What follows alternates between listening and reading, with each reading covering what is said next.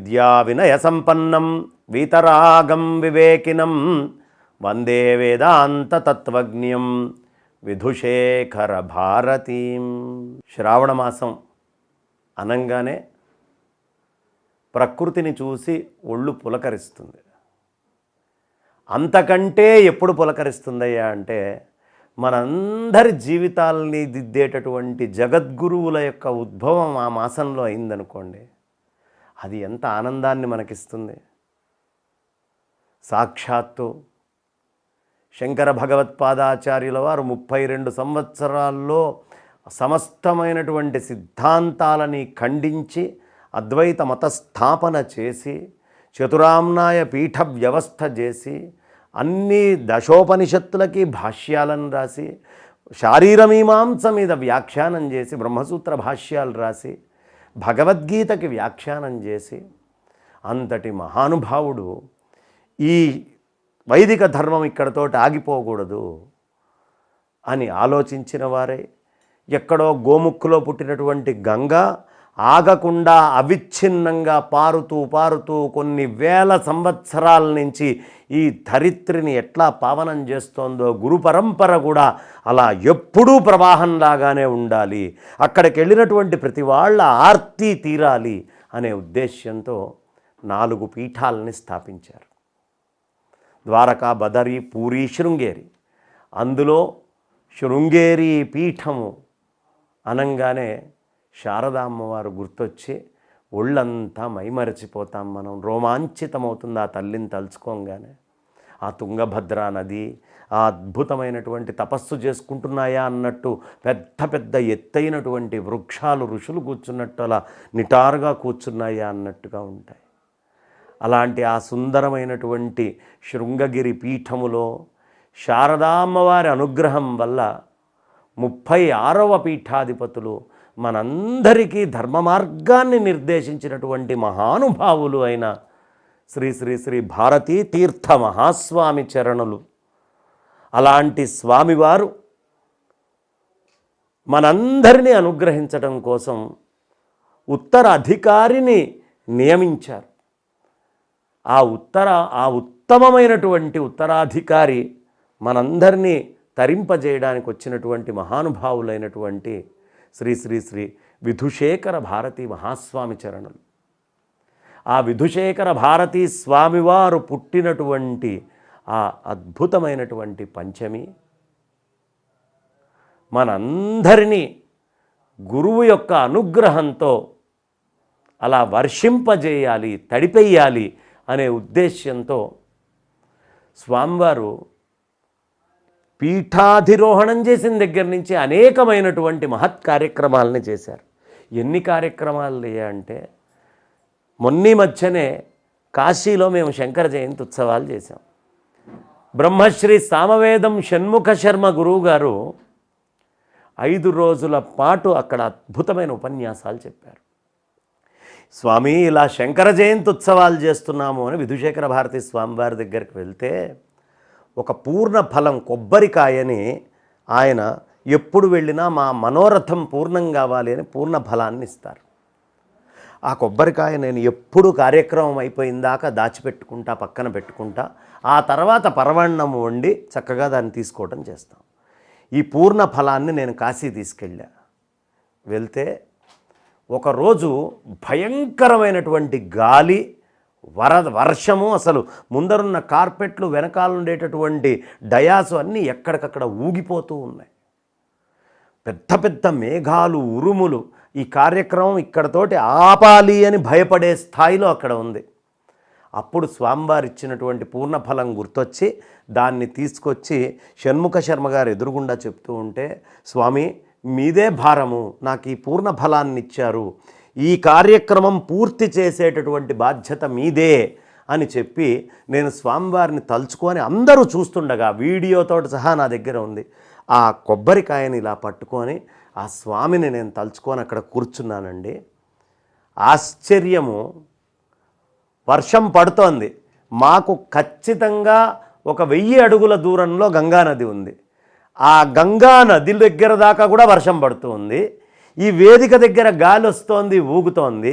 కానీ ఒక్క చుక్క కూడా మాకు ఇబ్బంది పెట్టకుండా చాలా ప్రశాంతంగా అక్కడి నుంచి గంట సేపు సామవేదం షణ్ముఖ శర్మ గారు ఉపన్యాసం ముందరికి సాగింది. దీని అర్థం ఏమిటి? గురువులు అనంతమైనటువంటి అనుగ్రహము కృప ఎప్పుడూ మన మీద చూపిస్తారు. ఆ విశ్వాసం దాన్ని గ్రహించగలిగేది మన దగ్గర ఉందా లేదా, అదే ప్రధానం.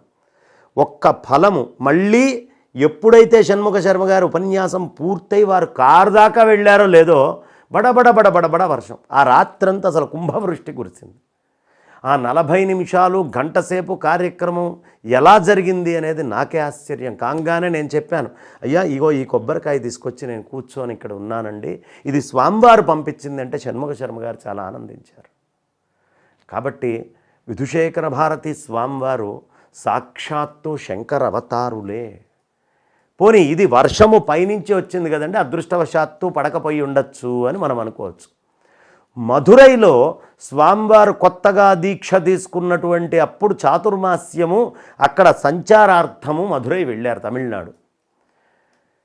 భారతీ తీర్థస్వామివారి పై గురువు అయినటువంటి అభినవ విద్యాతీర్థస్వామివారి కాలంలో అక్కడ జనాలందరూ తాగడానికి ఒక బావిని తవ్వారు. బ్రహ్మాండంగా నీళ్లు పడ్డాయట. ఆ నీళ్లే ఊళ్ళో మేమందరం వాడుకుంటూ ఉండేవాళ్ళమండి. ఒక్క 15 సంవత్సరాల నుంచి ఈ బావిలో చుక్క నీళ్లు లేవు, రాలేదు, ఒక్కసారి కూడా ఊరలేదు అని చెప్పారు. చెబితే స్వామివారు ఆ బావి దగ్గరికి వెళ్ళి ఒక కొబ్బరికాయని మంత్రిచ్చి వేసి అన్ని అక్షతలు మంత్రిచ్చి ఆ బావిలో వేసి వారు మళ్ళీ ప్రశాంతంగా వారి యొక్క మజిలీకి వెళ్ళారు. వెళ్ళి మధురై దగ్గర చక్కగా అక్కడ ఉండి అందరినీ అనుగ్రహించి తీర్థప్రసాదాదులు అన్నీ కూడా ఇచ్చి స్వామివారు ఇంకొక వారం రోజుల్లో క్యాంపు ముగించుకొని వారు ఇక్కడి నుంచి మధురై నుంచి బయటికి వెళ్తుంటే అక్కడ ఉన్నటువంటి ప్రజలు వచ్చి స్వామివారు 15 ఏళ్ల నుంచి ఎండిపోయినటువంటి బావిలో సగానికి పైగా నీళ్ళు వచ్చినాయి స్వామివారు, ఇది మా అందరి కళ్ళ ముందు మేము చూస్తున్న అద్భుతమని గ్రామ ప్రజలందరూ వచ్చి నమస్కరించారు. దాని పూడికలు కూడా తీల. ఎలా వచ్చినాయి ఆ నీళ్లు? జగద్గురువుల యొక్క మహాత్మ్యము ఆ స్థాయిలో ఉంటుంది. ఇప్పుడు నేను చెప్పేది ఒకవేళ ఏమండి ఇదేదో పైపైన మీరు చెప్తున్నారు అంటే ఆ ఊరు జనాలందరినీ అడగచ్చు.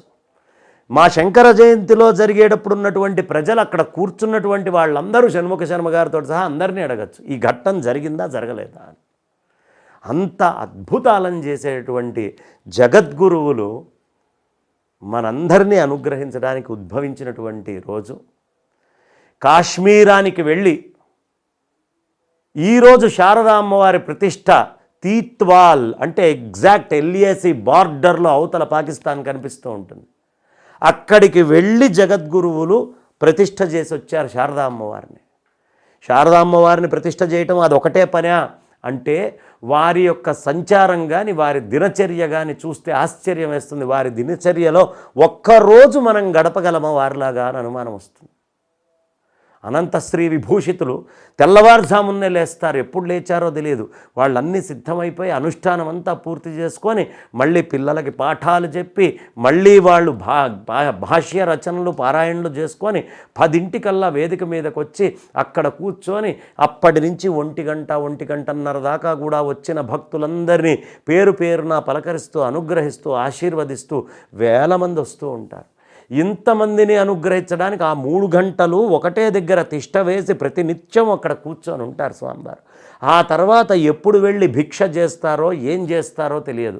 ఆ భిక్ష అయిపోయిన తర్వాత మళ్ళీ పాఠాలు, మళ్ళీ పాఠ్యాంశాలు, పిల్లలకి చదువు చెప్పడాలు, వాళ్ళ దగ్గర చదువుకుండేటటువంటి విద్యార్థులందరూ ఎవరైతే ఉన్నారో వాళ్ళందరినీ పరీక్ష చేయటం, పీఠం విషయాలు చర్చ చేయటం, చూసుకోవడం, ఈ అన్ని బాధ్యతల్ని నిర్వహించి మళ్ళీ 6 వాళ్ళ నిత్యకృత్యమైన పూజలు పూర్తి చేసుకొని మళ్ళీ వచ్చి వేదిక మీద కూర్చుండే. మళ్ళీ 8:30 అక్కడ స్వామివారికి చంద్రమౌళీశ్వరుల యొక్క ఆరాధన.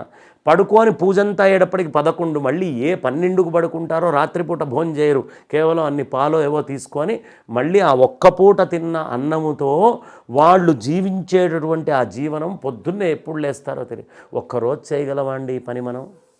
ఎంత అపారమైన తపస్సు! అందుకనే వాళ్ళు ఎక్కడికైనా వెళ్తే వరుణుడు అనుగ్రహిస్తాడు. వర్షము ఆ సంవత్సరం అద్భుతంగా ఆ ప్రాంతంలో కురుస్తుంది. అది శృంగగిరి యొక్క మహాత్మ్యం. అలాంటి ఆ జగద్గురువుల్ని కుప్పావారి వంశము నుంచి మనందరికీ అందించటం, ఆ జగద్గురువుల్ని భారతీతీర్థస్వామివారు పూర్వాశ్రమపు కుప్ప నుంచి పరిపూర్ణమైనటువంటి ఆ అద్వైత స్వరూపంగా, ఆ అద్వయమైనటువంటి రూపంగా వారు మనందరిలో ఉండి మాట్లాడేటటువంటి మనాత్మస్వరూపమే అని కలిగేట్టుగా అనుగ్రహించి దీవించి ఆ స్వామిని జగద్గురువులుగా మనకు అందించారు. అలాంటి మహాత్ములైన శ్రీ శ్రీ శ్రీ విధుశేఖర భారతి స్వామివారికి వర్ధంతి సందర్భంగా, వర్ధంతి అంటే వర్ధయతాం, నాయన నుండి నూరేళ్ళు వర్ధిల్లు అని మనం అంటామే, అలా వర్ధతాం అని చెప్పేటటువంటి ఆ అద్భుతమైనటువంటి ఘట్టం. అలా వారు ఎప్పుడూ వర్ధిల్లుతూ మనందరినీ అనుగ్రహిస్తూ ఉండాలి అని మనస ఆ స్వామివారి పాదపద్మాలకి సాష్టాంగ ప్రణామం చేస్తూ నా వాణికి విరామాన్ని ఇస్తున్నాను. స్వస్తి. సనాతన ధర్మం ప్రపంచానికి ఒక వరం లాంటిది. సనాతన ధర్మం యొక్క గొప్పతనాన్ని మేము untold stories from Hinduism, Vedic facts, ధర్మ సందేహాల ద్వారా మనలో చాలా మందికి తెలియని విషయాలు చెప్తూ జాగృతి పరిచే ప్రయత్నం చేస్తున్నాం. సనాతన గొప్పతనాన్ని చాటేందుకు వీడియోస్ను లైక్ చేయండి, అలాగే షేర్ చేయండి. సబ్స్క్రైబ్ చేయడం ద్వారా మాకు సపోర్ట్ ఇవ్వండి. అలాగే మీ అభిప్రాయాలను కామెంట్స్ రూపంలో పంచుకోండి.